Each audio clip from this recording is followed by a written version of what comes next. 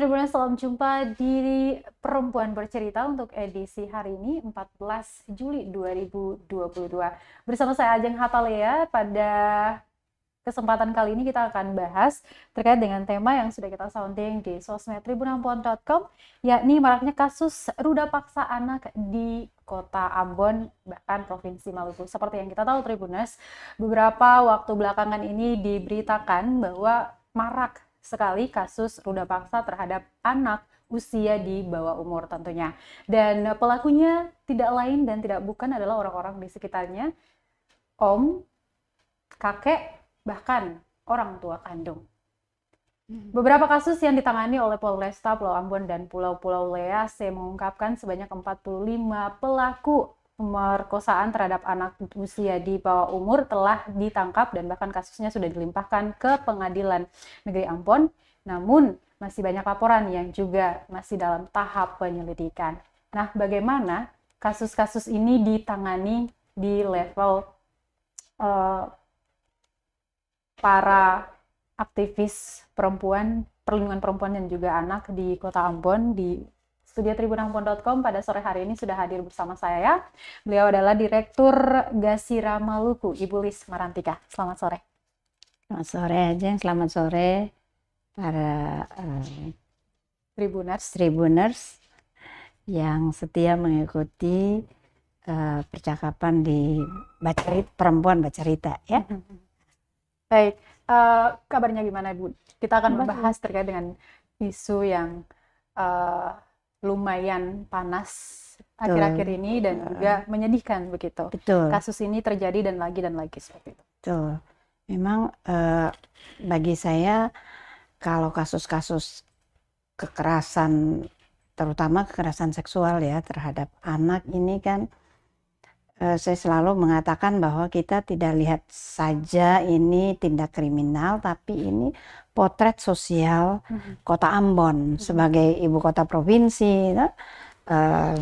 Ambon Manise, tapi kenyataannya situasi-situasi sosial sangat syarat dengan antara lain kekerasan seksual terhadap anak, perkosaan maupun pelecehan seksual. Apa kata ruda paksa ya? Iya. Ya, istilah baru ya. Lebih halus saja. Karena korbannya kebanyakan anak di bawah. Iya. Yang di Kota Ambon ini cukup tinggi kalau datanya Polresta ya tadi dibilang. Nah, terakhir kan kita sangat dikejutkan dengan kasus yang di Paso ya kalau nggak salah. Itu jadi saya melihat bahwa ini ada sesuatu yang salah aja di dalam masyarakat ya, sampai seorang yang dekat dengan anggota keluarga melakukan kekerasan seksual, perkosaan, ruda paksa terhadap anaknya atau cucunya malah kan. Jadi mestinya pemerintah terganggu dengan adanya hal seperti ini karena ini potret dirinya sendiri kan, dan memberi perhatian kepada masalah ini terutama di proses penanganannya gitu kan. Yang penting itu kita memberi perhatian bahwa ini kejahatan, kemudian membantu korban dan keluarga untuk mendapatkan keadilan. Mendapatkan keadilan tetapi juga mendapatkan penanganan yang menyeluruh sehingga si korban ini mengalami pemulihan. Ya. Kalau sistemnya yang berlaku di Indonesia, seorang korban kekerasan seksual atau kekerasan terhadap perempuan dan anak harusnya dia mendapatkan penanganan yang memungkinkan dia terpenuhi hak korban. Nah, hak korban itu apa? Hak korban itu hak atas keadilan, ya proses hukum. Hak atas kebenaran. Nah, kerap kali apalagi kalau itu terjadi di lingkungan keluarga, kan kerap orang masa sih ayahnya bisa memperkosa anaknya misalnya, atau ya kan melakukan tindakan kekerasan seksual terhadap anaknya. Jadi ada penolakan kan. Jadi pengakuan terhadap kejadian itu betul-betul terjadi, itu yang disebut dengan pemenuhan atas hak atas kebenaran. Lalu hak atas pemulihan tadi. Ya. Nah, seorang korban itu dia perlu mendapat penanganan medis, penanganan medis, penanganan psikososial, dan juga penanganan hukum. Ya. Nah, juga mesti ada upaya dari pemerintah untuk memastikan bahwa tidak boleh terjadi lagi kekerasan itu terhadap si korban atau kepada siapa saja di dalam masyarakat. Baik, Ibu. Ya, seperti yang tadi saya sebutkan di awal bahwa per minggu lalu total 45 pelaku telah ditahan Polresta Ambon dan Pulau-Pulau Lease. Untuk Gasira sendiri sebagai direktur Gasira, berapa banyak sejauh ini? Kami menangani 13. Jadi ada dari Januari 2022. Kami hanya bisa menangani 13 kasus. Karena itu per Januari sampai sekarang kan kami menangani itu kan proses penanganan korban dalam proses hukum. Kami memberi pendampingan psikososial yang tadi, pemeriksaan kesehatan reproduksi kalau ini ya. Kalau itu pada anak, dia harus konsultasi dokter anak, dia harus konsultasi di RSKJ untuk tahu kondisi mentalnya, psikologisnya, gitu kan. Dari Januari sampai dengan Juli 2022 15 kasus. 15 kasus. Berapa kasus yang terjadi pada anak usia di bawah? Ya semua anak. 15 itu? Iya. 13 perkosaan, 2 KDRT. Tapi yang KDRT orang dewasa, yang 13 itu semua perkosaan. Anjing bisa bayangkan. Masih dalam Pulau Ambon? Ambon, Lease. Ada Ambon juga di Lease. Tapi Lease punya sudah proses keputusan hukum gitu ya. Proses hukumnya cukup lama juga. Bagaimana bisa begitu, Ibu? Kalau proses hukumnya itu agak lama, ini memang pihak aparat penegak hukum kan memastikan seluruh elemen kejahatannya kan terpenuhi. Termasuk berarti bukti-bukti. Barang bukti, pendalaman peristiwanya, gitu-gitu. Lalu kan juga antre kan di pengadilan kan, jadi tapi lumayan sebagian besar sudah keputusan. Beberapa itu orang yang terakhir kami itu orang dengan usia 70-an pelaku. Ya. Bayangkan. Baik. Ibu, dalam penanganan ke-15 kasus periode Januari hingga Juli 2022 ini, apakah memang ada kendala seperti itu? Kendala dalam pengertian sampai tidak jalan sih enggak. Memang ada sedikit tantangan saja, misalnya kalau itu KDRT ya. Kalau KDRT ya bukan kekerasan seksual sebetulnya.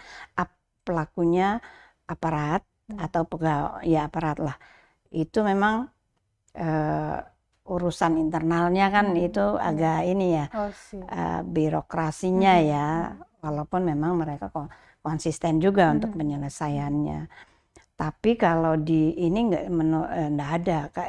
Kalau kekerasan seksual saya angkat jempol untuk polisi lah. Mereka memproseskannya dengan sungguh-sungguh gitu.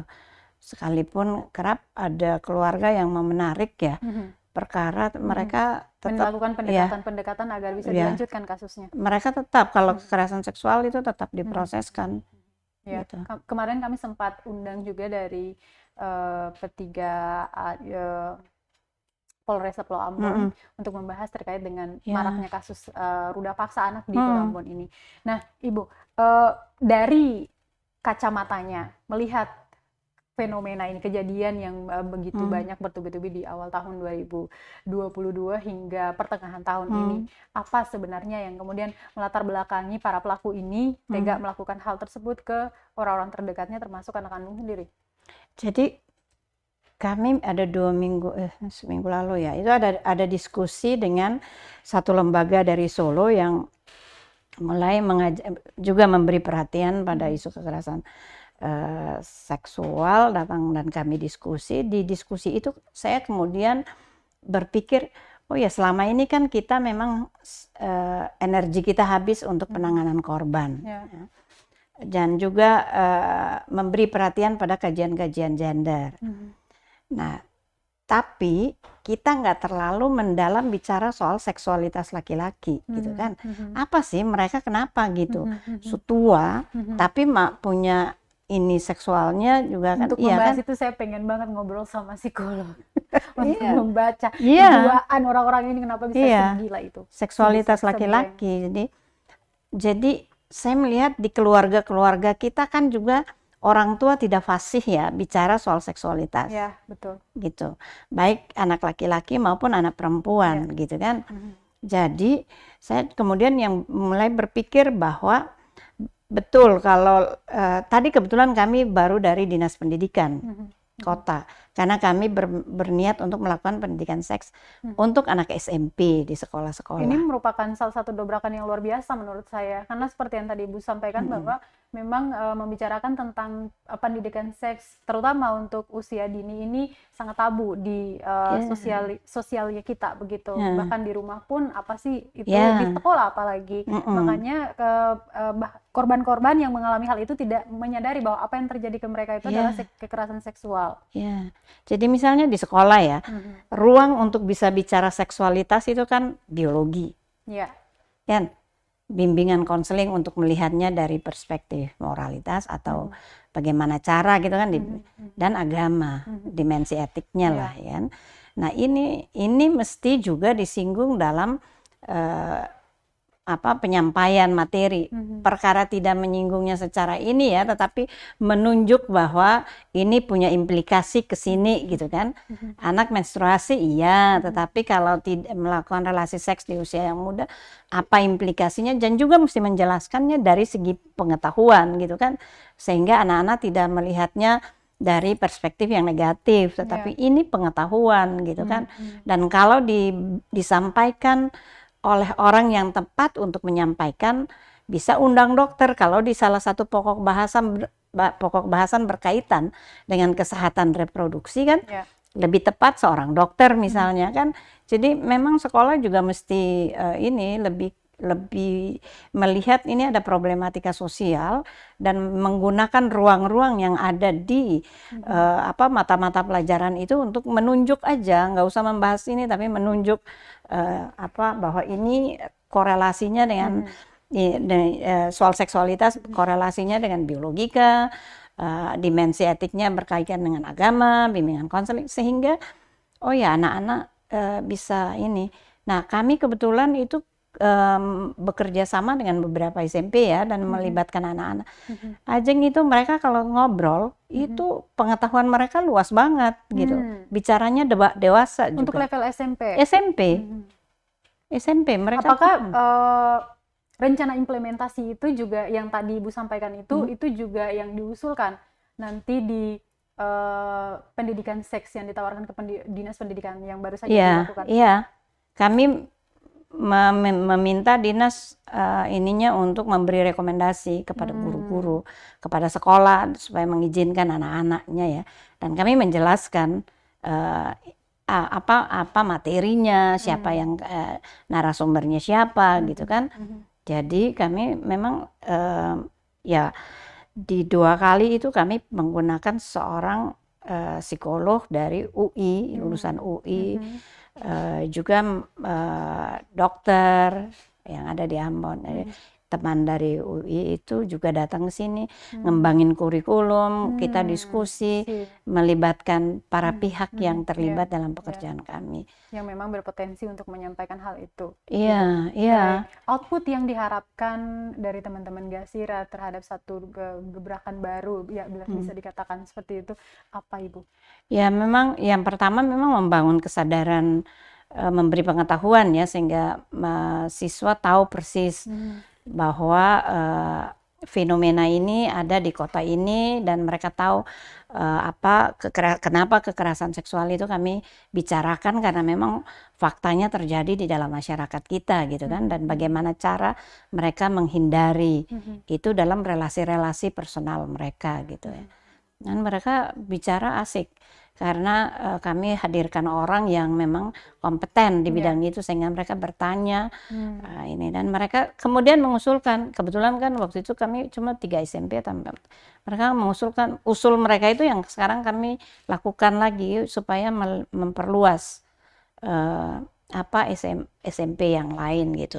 Tapi sebetulnya di kampanye beberapa tahun sebelum pandemi itu, kampanye 16 hari anti 16 kekerasan hari terhadap anti perempuan kekerasan. itu kami juga sudah bikin lomba mading, temanya kekerasan seksual. Ada beberapa SMP, kami memang targetnya SMP. Karena di situ nilai kan, di usia itu penanaman nilai menjadi penting Ya, bagi mereka. betul. Baik, Tribuners, pembahasan kita masih berlanjut. Ntar masih ada 2 segmen lagi. Silakan untuk kalian yang pengen bertanya, langsung aja di comment section pertanyaan ataupun saran, ataupun memang ada yang ditemukan di lapangan, boleh bisik-bisik di kolom komentar, nanti akan kami tindak lanjuti. Baik Ibu, kembali ke kasus-kasus yang ditangani sejauh ini 15 kasus ya. Seperti yang kita tahu juga Tribuners, bahwa di Kota Ambon ini baru-baru ini ada kakek berusia 50 tahun yang meruda paksa setidaknya 5 orang, 1 diantaranya adalah anak kandungnya sendiri dan sisanya adalah cucu-cucunya. Kemudian ada juga seorang ayah kandung yang tega meruda paksa anak kandungnya yang masih berusia 5 tahun. Bayangkan itu. Jadi anak nih kan dia tidak berdaya, dia nggak punya kekuasaan melawan kan, apalagi 5 tahun. Paham aja tidak, bagaimana dia melawan gitu kan. Baik, sempat kami mewawancarai Ibu Kanit, saya lupa lagi namanya, mohon maaf ya Bu. Ibu Kanit, Happy Jambermias dari Polresta. Yes, betul sekali, terima kasih. Beliau mengungkapkan latar belakang terjadinya kasus-kasus ini, salah satunya yaitu juga kondisi ekonomi, yang mana ada kasus di mana seorang ayah meruda paksa anak kandungnya, mereka tinggal di rumah yang menurutnya tidak layak untuk ditempati seperti itu, dan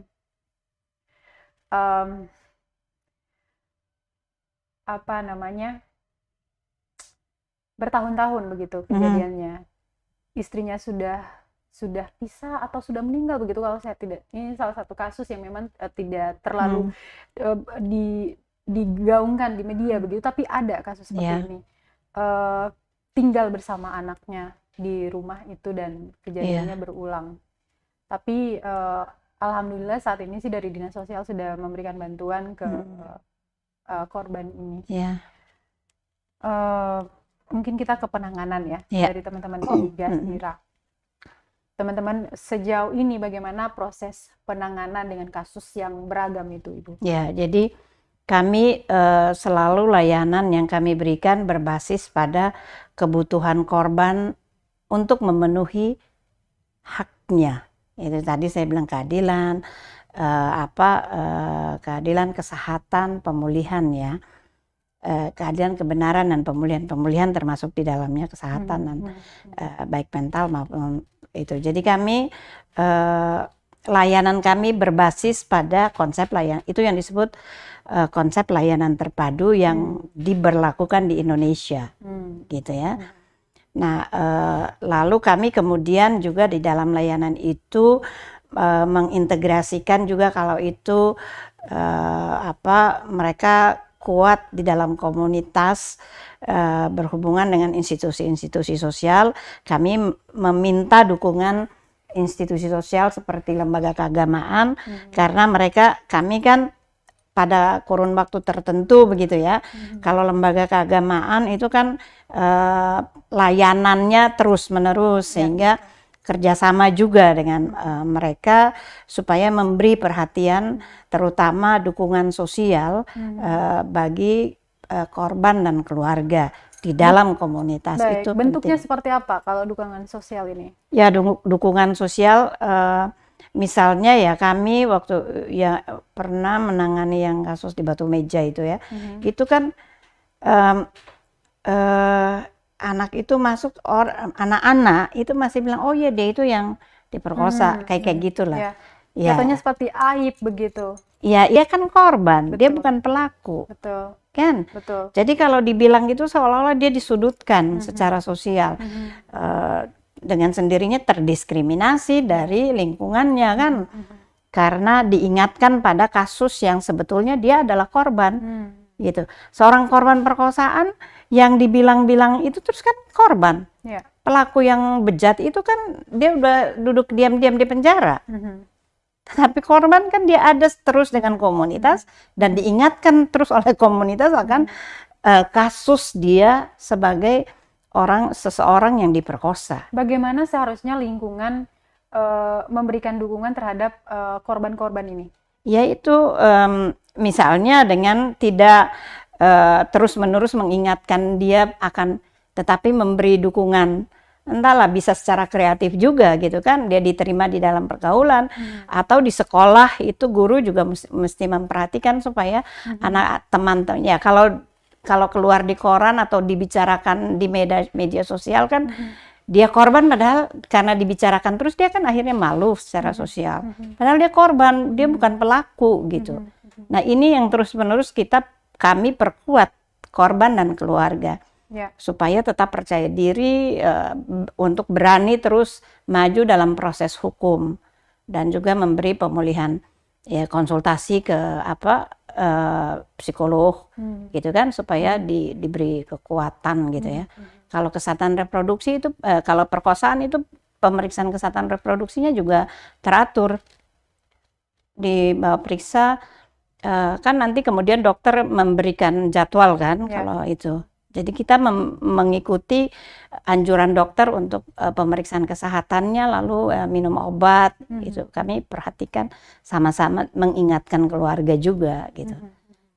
Jadi memang harus seperti yang kita tahu bahwa ketika pelaku ditangkap, kemudian disidangkan dan masuk penjara,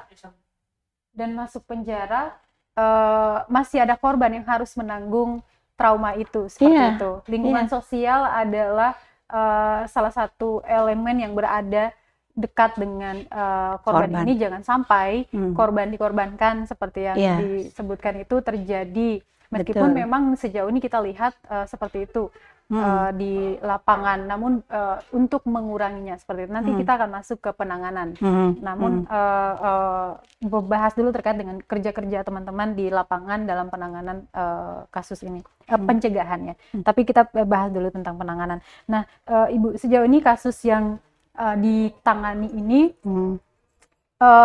apakah itu memang sesuai dengan laporan kepolisian? Mohon maaf teman-teman, sesuai dengan laporan kepolisian, ataukah memang ada inisiatif dari teman-teman di Gasira yang kemudian turun di lapangan untuk melihat kembali apakah ada kasus-kasus ini terjadi yang tidak di-cover oleh data kepolisian tadi? Jadi kami kan punya komunitas dan jaringan kerja ya. Jadi misalnya dengan gereja, dengan lembaga keagamaan, lembaga sosial, pemerintah negeri gitu ya, terutama LEASE ya, Ambon LEASE. Ini kan satu wilayah hukum kan, jadi kami kerja dengan wilayah dalam satu wilayah hukum gitu. Karena beban Maluku ini kan kepulauan nih, jadi beban pembiayaan transportasi kan lumayan ini ya, tinggi. Jadi kami selalu berkomunikasi dengan komunitas kami untuk mencek gimana di wilayah kalian ada perkembangannya, selain mencek perkembangan komunitas, tapi juga situasi kekerasan di wilayah mereka. Kalau Ambon kan memang ininya lebih terbuka ya, informasi kita dapat, relasi kita dengan Polresta dan Polda, dan institusi-institusi kerap juga dari DP3A, sekali-sekali, tapi DP3A sekarang kan ada P2TP2A, jadi dia ini langsung ke P2TP2A. Jadi bisa dikatakan bahwa kondisi geografis itu juga turut berpengaruh dalam proses penanganan kasus, Ibu. Ya, orang yang terbatas secara ekonomi, dia lebih baik beli beras daripada dia harus nyebrang dari ke pusat kota seperti itu ya, Ibu. Benar. penanganan untuk kasus yang ada di luar kota Ambon ini, dari segi ekonomi tadi, bagaimana Ibu? Boleh diceritakan sedikit? Ya, jadi memang kami dalam penanganan selalu kami yang men-take over semua pembiayaan, termasuk rumah sakit, pemeriksaan, semua lah. Itu dan mereka juga tidak mau, sebetulnya ya sebagian mereka malu hati, tidak mau membebani kami gitu. Betul. Jadi kerap kami bilang, sudahlah kalau sudah habis BAP kan sudah sore gitu ya, mau pulang kan sayang kan, nyebrang, tidur aja di rumah aman karena kami punya fasilitas. Nggak mau. Ibu katong naik speed saja. Iya sedih juga sih. Lo habis menceritakan kekerasan yang dialami terus pulang gitu kan, artinya tidak mendramatisir, tapi kita merasa itu beban juga gitu ya secara psikologis. Betul. Iya. Jadi kami kalau di kantor kan juga kami menyiapkan fasilitas misalnya nonton film kah apa gitu ya supaya juga memberi mereka dukungan lah secara sosial. Kalau yang Kristen kan biasanya juga kami minta pendeta untuk berdoa. Yang Islam kami minta ada ibu pemuka agama yang bisa bantu untuk ngobrol atau apa gitu ya. Jadi kami memfasilitasi sebisa kami supaya mereka nyaman di dalam proses penanganan. Nah, tapi yang kami penanganan yang kami siapkan yaitu memenuhi seluruh kebutuhan korban dalam proses penanganan hukum. Jadi entah konsultasi psikologi, pemeriksaan kesehatan, baik kesehatan kalau anak itu kesehatan umum, kesehatan anak, kesehatan reproduksi dan semua itu diminta oleh pengadilan kalau proses hukum karena keterangan itu dibutuhkan di pengadilan. Semua keterangan ahli itu. Jadi kami memberi dukungan psikososial, lalu ada pertemuan survivor sekali-sekali lah nanti kalau ini karena pandemi ya. Betul. Jadi kami ada satu sesi itu kami 1 tahun 2 kali melakukan pertemuan survivor. Jadi anak-anak itu kami kumpul, mereka ngobrol, kami undang psikolog untuk mengobservasi, lalu ngobrol dengan mereka. Tapi kami melibatkan orang tua. Jadi orang tua datang, psikolog bicara dengan orang tua tentang perkembangannya gimana dan membantu mereka. Jadi itu yang kami bangun dalam penanganan kami selain home visit, kunjungan ke keluarga. Jadi itu yang kami lakukan. Anak-anak itu juga diberi pengetahuan, lalu kumpul mereka sesama korban. Jadi juga orang tuanya rata-rata ibu-ibunya, ada bapak datang juga tapi terbanyak ibu yang datang. Jadi kami punya komunikasi juga dengan keluarga. Supaya mereka juga tahu pekerjaan kami, tahu kantor kami, apa yang kami lakukan. Juga untuk anak-anak, mereka tidak sendiri yang mengalami, ada orang lain juga mengalami. Mereka adalah korban, bukan pelaku, tidak usah malu, dan mereka juga dilatih untuk ini. Mereka kalau ngomong asik banget, anak-anak itu. Baik. Kami saya suka speechless Ibu, sorry. Untuk keluarga korban dimanapun, terutama di Pulau Ambon dan juga pulau-pulau Lease ya, jangan takut untuk melapor atau mengadukan apa yang terjadi terhadap orang-orang sekitar Anda, mungkin pihak-pihak berwajib ke kepolisian dan juga lainnya. Kalaupun takut ke kepolisian, ada Gazira salah satunya yang menangani kasus-kasus kekerasan seksual baik terhadap perempuan maupun anak. Ini akan didampingi sampai nanti proses persidangan seperti itu, sampai pelaku dimasukkan ke penjara, kemudian pemulihan psikologi korban agar bisa mengurangi trauma-trauma yang ada seperti itu ya Ibu ya. Baik, Ibu, untuk kita melihat maraknya kasus ini nih.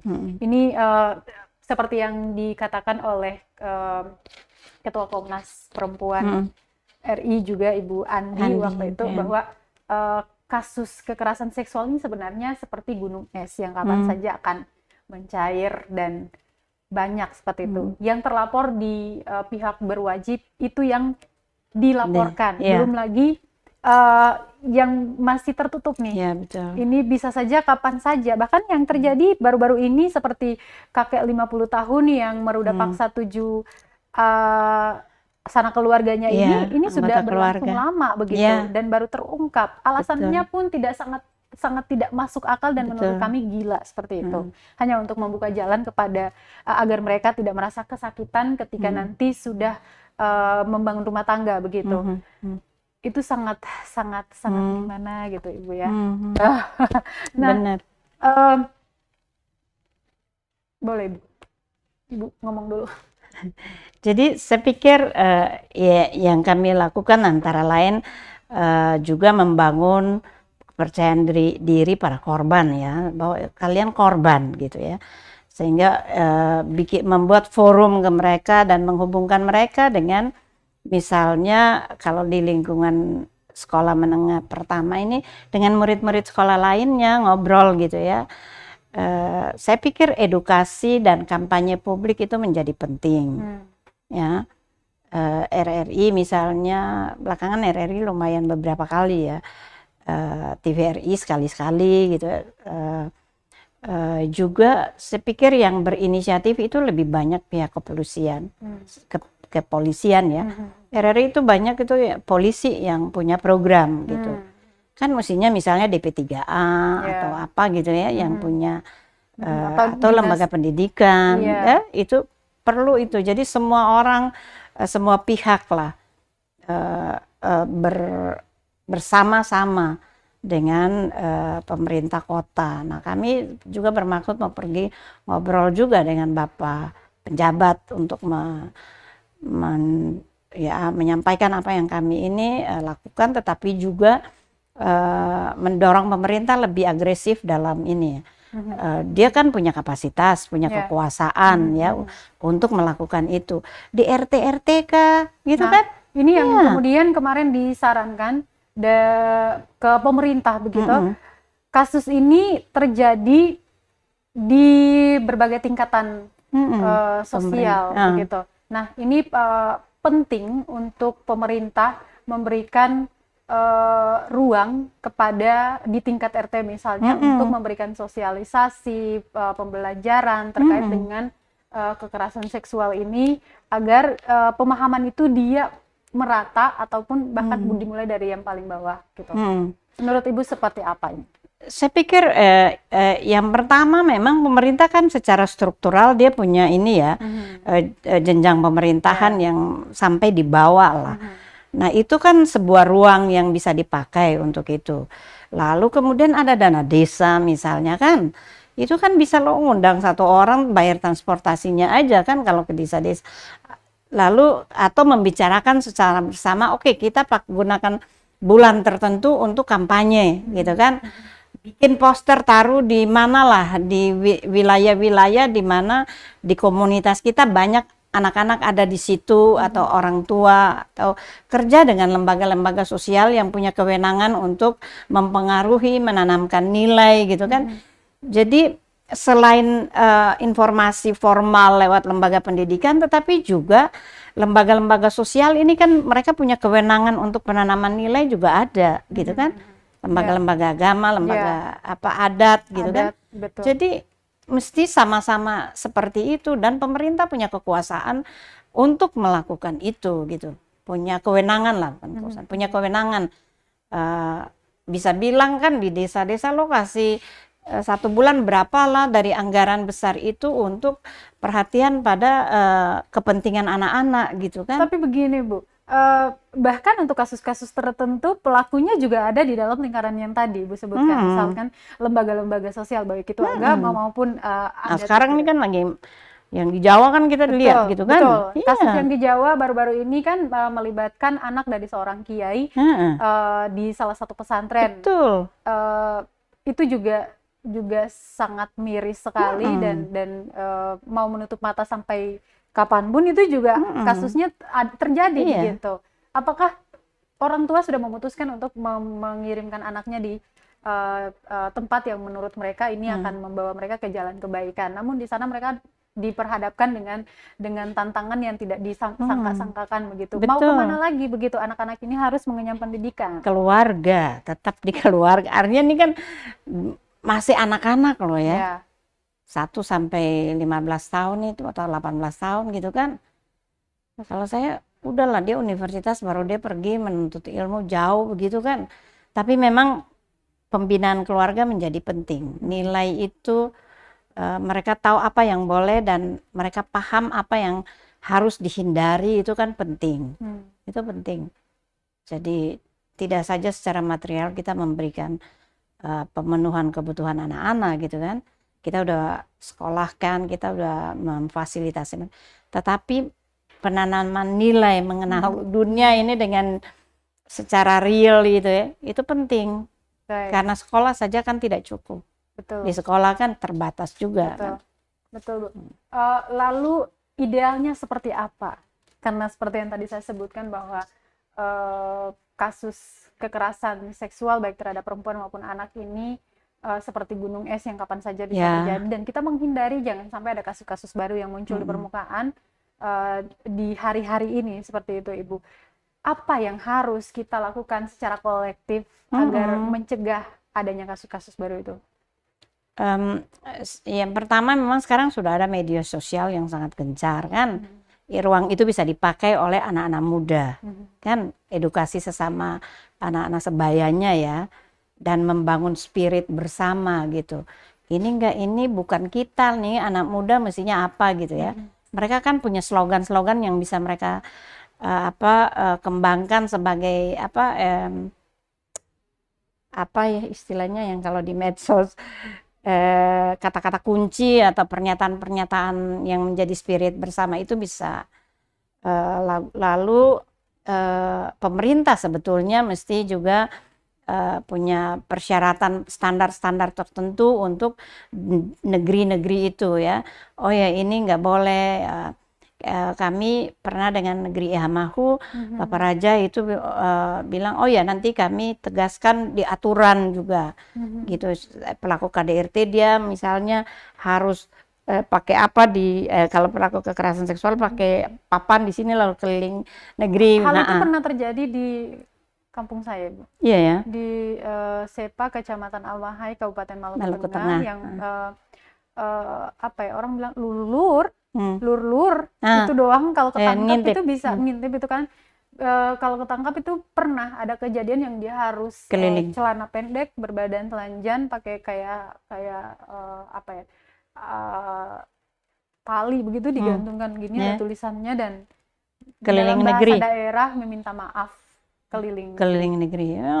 Artinya secara sosial kita bisa bikin sosial dan adat kan. Iya, itu sangat bisa gitu kan untuk ini jerak orang gitu. yang boleh bikin hal yang sama seperti itu.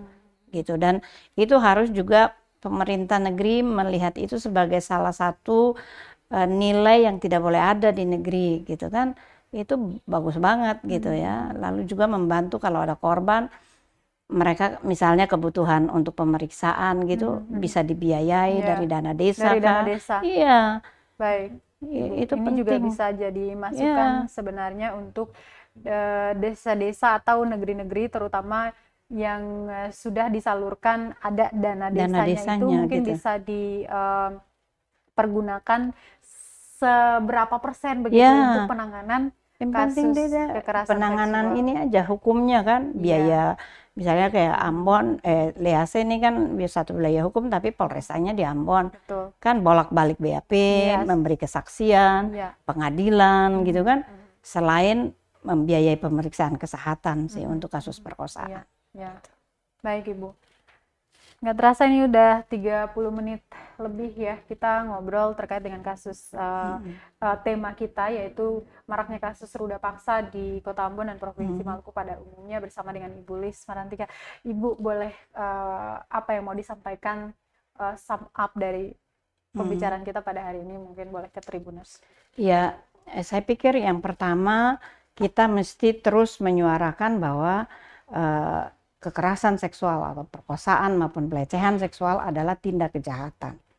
Itu harus. Jadi kalau kita tahu itu terjadi di wilayah kita, kita bisa melapor kan sampaikan ke polisi ini ada kasus perkosaan, nanti polisi berproses. Itu harus itu, kalau tidak akan berulang terus. Nah yang kedua memang pendidikan di keluarga-keluarga menjadi penting. Ya. Mesti sebetulnya keluarga lah yang pertama menginformasikan kepada anak-anak tentang semua hal berkaitan dengan seksualitas. Misalnya tidak saja soal menstruasi, tetapi hal-hal yang berkaitan dengan implikasi kalau relasi-relasi seksual itu terjadi di usia yang muda, apa implikasinya bagi kesehatan reproduksi anak selain dia secara sosial mungkin sekolah berhenti dan macam-macam itu ya implikasi. Mesti secara baik menjelaskan itu bagian dari pendidikan di keluarga.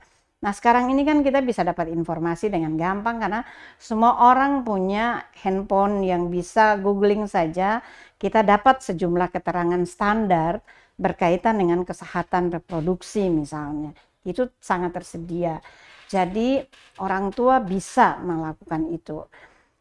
Sekolah juga bisa melakukan itu melalui bidang-bidang pokok-pokok bahasan pada mata-mata pelajaran tertentu yang bersinggungan dengan soal biologi ketubuhan anak-anak, menjelaskannya, tetapi juga menunjuk juga pada implikasi-implikasi tertentu yang kalau secara biologis itu tidak diperhatikan punya implikasi pada anak. Selain kami masyarakat, pemerintah harus terus secara kreatif juga punya alat-alat edukasi masyarakat yang bisa disampaikan mulai dari tingkat RT sampai wilayah kota, pemerintah kota misalnya ya.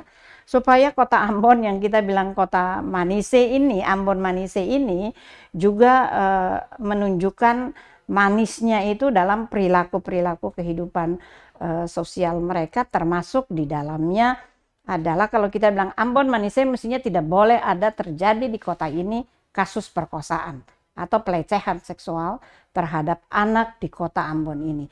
Nah kalau kasus ini terjadi maka kita sendiri tahu bahwa anak perempuan kita, anak 5 tahun itu pun rentan terhadap kekerasan seksual yang terjadi pada dirinya. Karena ternyata anak usia 5 tahun pun mengalami kasus kekerasan seksual. Jadi anak-anak kita itu rentan, tidak aman. Karena itu kita jaga dengan berbagai cara. Mendidik, memperhatikan, juga mengkampanyekan, menginformasikan kepada tetangga kita kah, atau di forum-forum di mana kita ada dan terlibat supaya menginformasikan hal-hal ini sehingga sesama warga kita itu bisa juga mawas terhadap fenomena ini. Jangan sudah terjadi kita kaget satu orang bisa perkosa anak dan cucu itu kan. Ya. Gitu. Dan korbannya tidak satu. Betul. Baik, ya. Baik Ibu. Sekali lagi terima kasih Bu Lis Marantika sudah bersedia hadir di undangan HAM yang kedua di Perempuan Bercerita ya. Semoga tidak pernah bosan-bosan ketika kami mengkonfirmasi satu kasus atau penanganannya seperti apa di tingkat kota maupun provinsi Maluku.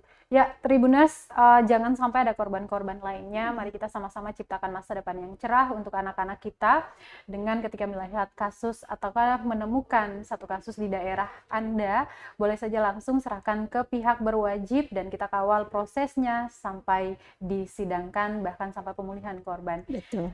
Saya Ajeng Hatalea dan juga narasumber saya kami pamit di Perempuan Bercerita untuk edisi hari ini. Kita akan jumpa lagi dengan tema-tema menarik lainnya dan juga narasumber kece lainnya di Perempuan Bercerita. Sampai jumpa dan amato. Terima kasih sudah nonton. Jangan lupa like, subscribe, dan share ya.